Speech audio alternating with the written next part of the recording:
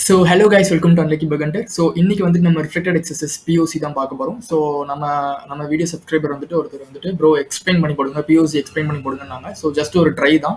உங்களுக்கு பிடிச்சிருந்தா you can tell your comments in comment section.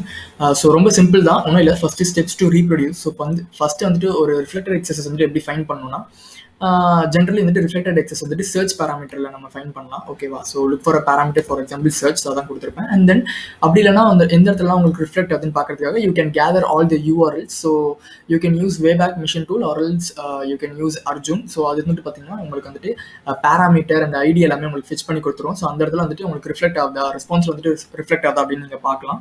R else you can use Burp Suite extensions like Wayback Machine அப்படின்ற ஒரு extension இருக்கு. அப்படி இல்லைனா சும்மா நீங்கள் போயிட்டு உங்களோட சைட்டுக்கான ஹிஸ்ட்ரி கொடுத்தீங்கன்னாவே போதும். ஆட்டோமேட்டிக்காக உங்களுக்கு நீங்கள் சர்ச் பண்ண பேராமீட்டர்ஸ் எல்லாமே உங்களுக்கு உங்களோட இதில் காட்டும் பர்ப் ஸ்வீட்டில்.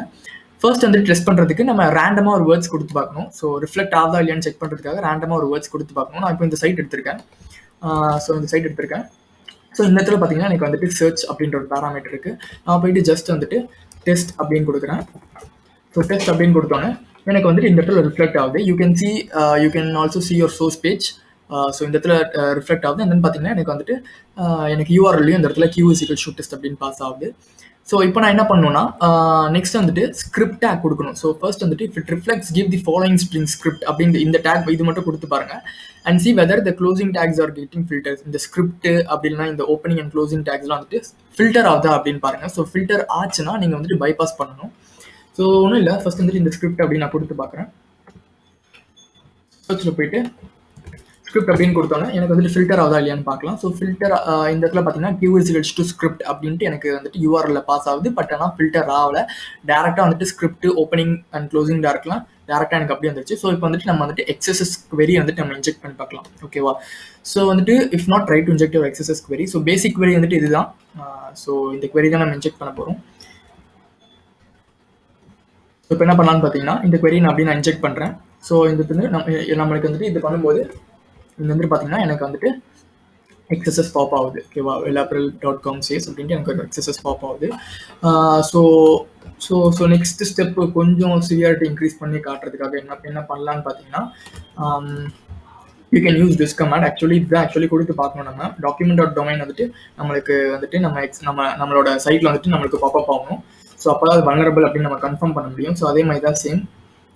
ஸோ கொடுத்துட்டு என்ட்ரி கொடுத்தோன்னே wellapparel.com says wellapparel.com. ஸோ இது இப்போ XSS to increase your severity. நார்மலாக வந்துட்டு நம்ம வந்துட்டு இந்த ஸ்கிரிப்ட் டேக் மட்டும் கொடுத்து பண்ணலாம். பட் சிவியாரிட்டி கம்மியாக இருக்கும். பட் இது வந்துட்டு பார்த்தீங்கன்னா இந்த document.cookie தான் நீங்கள் ஆக்சுவலி எப்பயுமே லைக் பக் சப்மிட் பண்ணும்போது எப்பயுமே இந்த document.cookie வச்சு தான் நீங்கள் POC சப்மிட் பண்ணணும். அப்போ தான் வந்துட்டு சிவியாரிட்டி வந்துட்டு உங்களுக்கு இன்க்ரீஸ் ஆகும். ஓகேவா?